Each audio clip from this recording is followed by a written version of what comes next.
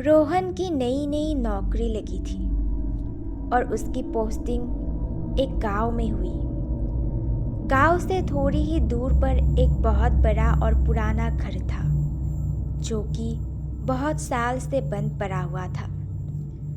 रोहन ने किराए पर रहने के लिए वो घर ले लिया और आराम से अपनी नौकरी करने लगा। कुछ समय बाद कुछ ऐसा हुआ। एक रात जब वो सो रहा था तो उसे एक अजीब सी आवाज़ सुनाई दिया जो किसी जानवर के आवाज़ की तरह लग रहा था। शुरुआत में रोहन उस आवाज़ पर ज़्यादा ध्यान नहीं दिया, लेकिन फिर दूसरे दिन भी उसे वही आवाज़ दोबारा सुनाई देने लगा। फिर वो सोचने लगा कि इस घर में कोई तो है जो मुझे डराने की कोशिश कर रहा है। खैर, रोहन डरने वाला इंसान तो नहीं था। वो भूत प्रेत औरों को भी नहीं मानता था, इसलिए वो आराम से सो गया। कुछ समय बाद जब रोहन की नींद खुली तो सामने एक डरावना काला साया दिखाई दिया। रोहन इसके पहले कुछ करता वो खुद बेहोश होकर गिर गया। कुछ घंटे बाद जब उसे होश आया तो भागकर उस घर के मालिक के पास गया और सारी घटना के बारे में बताया। फिर मालिक ने रोहन को बताया कि हमारे घर के ऊपरी मंजिल में एक दुर्घटना हुई थी।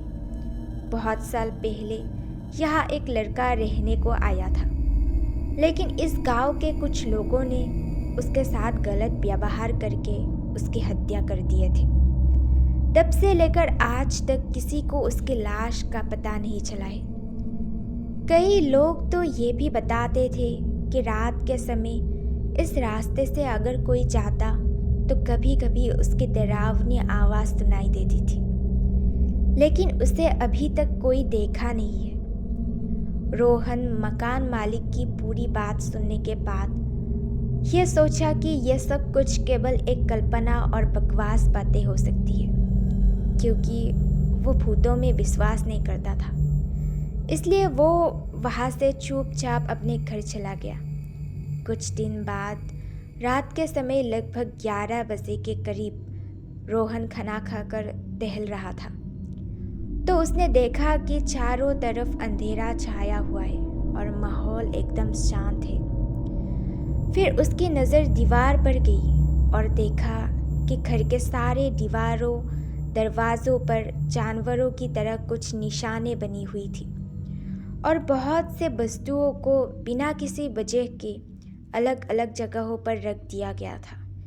इससे पहले उसने वहाँ कुछ भी ऐसा नहीं देखा था। फिर एक रात कुछ ऐसा हुआ कि उसकी रूह ही कांप गई। रोहन अपने बिस्तर पर सो रहा था। पहले तो उसे एक डरावनी सी आवाज़ सुनाई दिया। रोहन नींद से उठ गया और इधर उधर देखने लगा कि कौन है जो इतनी डरावनी आवाज़ निकाल रहा है, लेकिन कहीं से भी कोई दिखाई नहीं दिया और थोड़ी ही देर में वो आवाज़ बार बार सुनाई देने लगी। जल्दी से रोहन अपने कमरे में लाइट जलाया तो देखा कि एक बहुत ही भयानक और डरावनी दृश्य उसके सामने खड़ा है और उसे घूर रहा है। अब रोहन डर के मारे थर थर कांपने लगा और उसकी आवाज़ भी निकालना बंद हो गया था। फिर उसने मन में ही सोचा कि मैं अपने सपनों में भी नहीं सोच सकता था कि मेरे साथ कभी भी कुछ ऐसा होगा। हे भगवान, अब आप ही मेरी मदद करिए। उसने देखा कि कमरे के बीच में एक आदमी खड़ा था जिसका शरीर काफ़ी लंबा और डरावना था। दूध के तरह उजले और लहराते बाल थे और दोनों आंखें खून से लथपथ थी। वो उस डरावने रूप को अचानक अपने सामने देखकर उसकी हालत खराब हो गई थी। रोहन ऐसा भयानक और डरावना दृश्य अपने जिंदगी में कभी नहीं देखा था। जैसे तैसे करके वो उस घर से भागने लगा। खैर, उस घर से निकलने के बाद उसे ऐसा लगने लगा था कि वो सारी रात उस घर में अकेले नहीं था। उसके साथ शायद कोई और भी था। उसने बार बार पीछे मुड़कर देखा, लेकिन कुछ नहीं था। लेकिन कुछ देर बाद फिर उसे सोचने लगा, कहीं ये मेरा भ्रम तो नहीं है। और उसके दिमाग में भूतों और अद्भुत चीज़ों की तस्वीरें आने लगी। सच्चाई जानने के लिए उसने दोबारा उस कमरे में जाने का फैसला किया, लेकिन इस बार उसने अपने दोस्त को साथ लेकर गया। दोनों उस घर में पहुंचे और उन्होंने कमरे की लाइट चालू कर दी। इस बार उन्हें घर में पहले से भी ज़्यादा डरावना दृश्य दिखाई दिया। दीवार के चारों तरफ लिखे हुए कुछ शब्द और तस्वीरें थी जो उन्हें अजीब लग रही थी।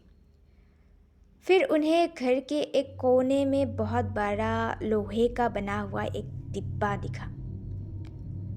जब वे इस डब्बे को खोला तो उन्हें एक भयानक चीज देखने को मिला।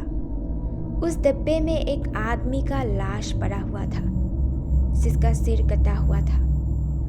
वो दोनों उस लाश को देखकर पहले से और ज़्यादा डर गए और उसे वहीं छोड़ दिया और उस घर से निकलकर भागने लगा। लेकिन जैसे ही दोनों वहाँ से भागने लगे, वैसे ही उनके कानों में एक डरावना आवाज़ सुनाई दिया, जैसे उन्हें कोई बुला रहा हो, वापस आओ। रोहन और उसके दोस्त वहीं रुक गए और पीछे मुड़कर देखा तो उन्हें कोई नहीं दिखाई दिया, बस उसकी आवाज़ें सुनाई दे रही थी। फिर क्या था, वो दोनों एक दूसरे का हाथ पकड़ा और वहाँ से भागने लगे। थोड़ी ही देर में सुबह हो गई। दोनों दोस्त गांव में गए और डरते हुए उन्होंने अपनी घटना सारे गांव वालों को सुनाया और उन लोगों को सावधान करवाया कि गलती से भी कोई उस घर में ना जाए। हम लोग तो जैसे तैसे करके वहाँ से भाग गए, लेकिन अब दोबारा कोई वहाँ गया तो शायद वो जिंदा वापस ना आए। रोहन ने उसी दिन अपना पोस्टिंग किसी और जगह करवाने की दरखास्त की और उसी दिन वहाँ से अपना सामान लेकर हमेशा हमेशा के लिए चला गया। और वो घर आज भी वैसे ही वीरान पड़ा हुआ रह गया। पता नहीं आगे उस घर को और कौन मिले।